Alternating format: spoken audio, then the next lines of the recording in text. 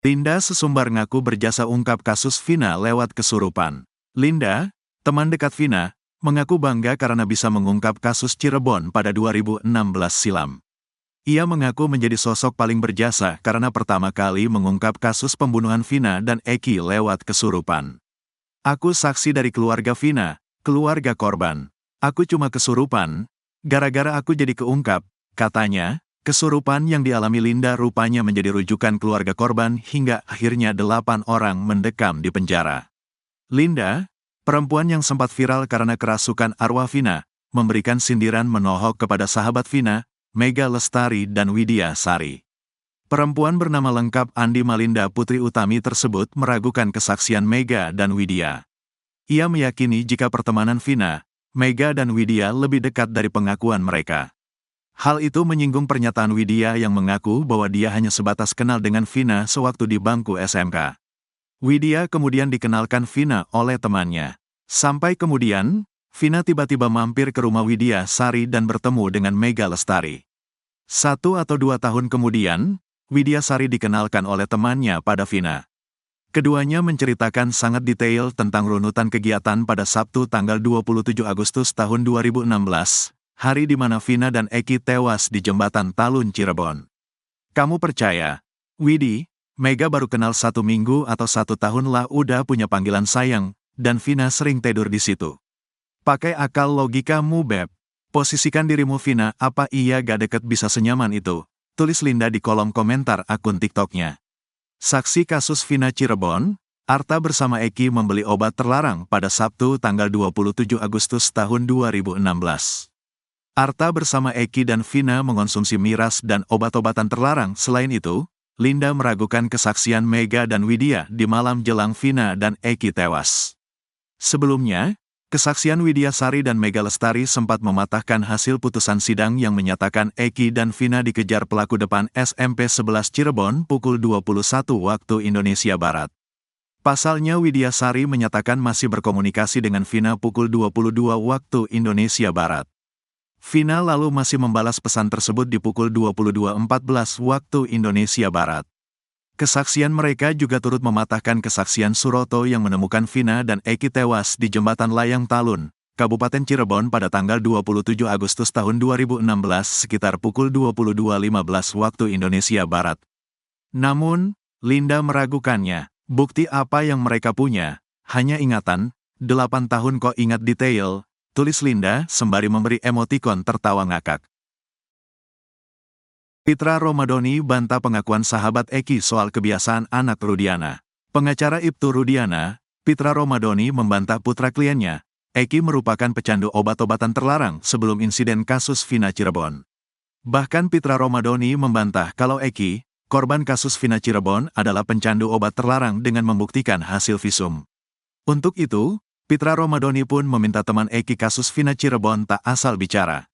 Dugaan Eki sempat minum dan mengonsumsi obat terlarang diungkap oleh Ar, saksi yang bersama dengan Eki di malam kejadian. Ar mengaku diminta mengantar Eki membeli obat-obatan terlarang sebelum menjemput Vina. Bahkan sebelum ditemukan tewas di sekitar flyover Talun, Ar sempat minum minuman keras bersama dengan Eki.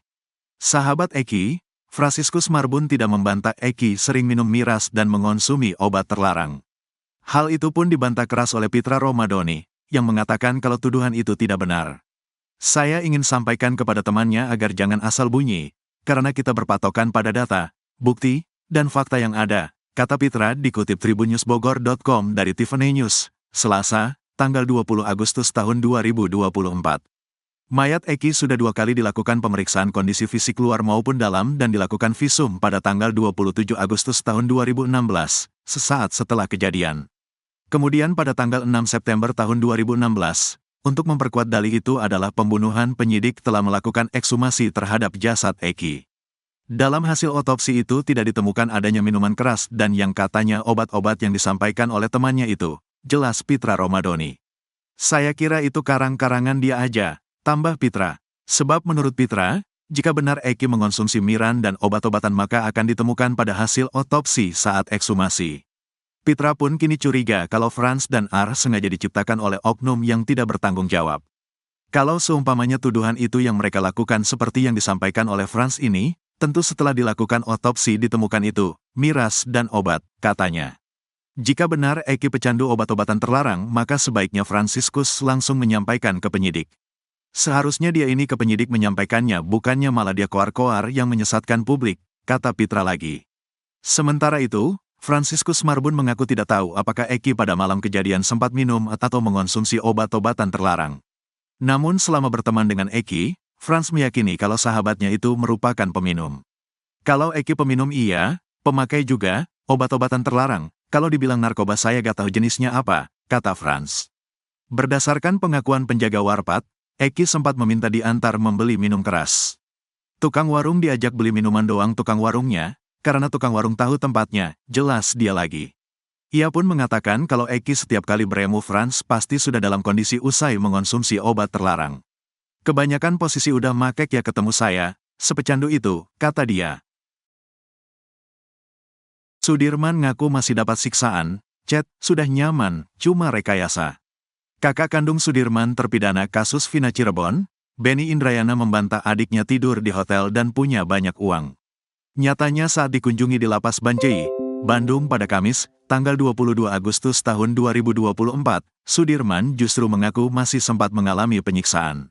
Tidak tidur di hotel, Sudirman ternyata ditempatkan di tahanan perempuan saat dipindah ke Polda Jabar. Sebelumnya beredar video yang memperlihatkan Sudirman sedang berada di sebuah ruangan yang nyaman.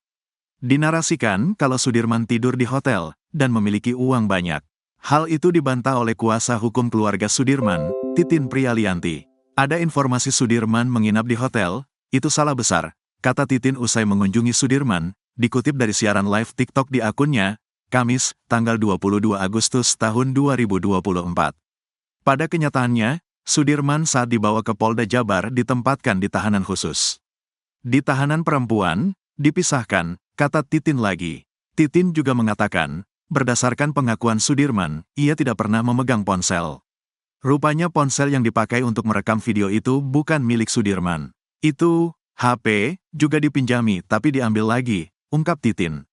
Bahkan menurut pengakuan Sudirman, dirinya tidak pernah mengirim pesan WhatsApp ke kakaknya dan mengaku sudah nyaman. Diduga, chat yang dikirim ke Benny Indrayana itu hanya karangan saja. Kakaknya juga nanya benar gak Sudirman ngomong sudah nyaman, ternyata dia tidak pernah wah seperti itu, jelas Titin lagi. Saat dikunjungi Titin dan keluarganya, Sudirman pun sempat mengeluh sakit di bagian belakang punggungnya. Gak bisa duduk terlalu lama, dia cerita itu ditembak peluru karet waktu di Polres Cirebon, kata Titin. Saat Pegi Setiawan ditangkap, rupanya hanya Sudirman yang disimpan di Polda Jabar. Kemungkinan, kata Titin, hal itu dikarenakan menurut keluarganya Sudirman paling lemah di antara 6 terpidana lainnya. Kalau dalam tekanan dia pasti tidak akan tahan, apalagi dapat perlakuan tidak nyaman, dia pasti mengakui apa yang tidak dia lakukan, beber Titin Prialianti lagi. Kepada Titin dan keluarganya, Sudirman mengaku saat diambil dari lapas, sempat diinterogasi oleh penyidik di Polda Jabar. Sampai pukul 4 waktu Indonesia Barat dia ngomong tidak melakukan, tapi saat dilakukan kekerasan dia tidak tahan. Dia disiram air panas, di Polda setelah diambil dari Cirebon, kata Titin. Dia sebutin namanya, yang menyiram, cuma saya gak ngeh, tambahnya. Titin juga membantah keterangan pengacara Sudirman yang baru soal adanya pengakuan memukul korban sebanyak 6 kali. Kalau ada ungkapan Sudirman mengaku 6 kali, itu ada tekanan, karena hanya dia yang ada di Polda pada penangkapan Pegi itu, tandasnya. Sebelumnya, Benny Indrayana mengaku sempat mendapat pesan WhatsApp yang katanya dari Sudirman. Pesan itu diterima Benny beberapa hari setelah Pegi Setiawan ditangkap. Isi pesan itu mengatakan kalau Sudirman sudah nyaman. Kemudian ada beberapa oknum hendak menjemput Benny untuk mencabut kuasa terhadap Titin Prialianti. Saat itu, oknum tersebut juga sempat memperlihatkan video yang viral disebut Sudirman tinggal di hotel mewah.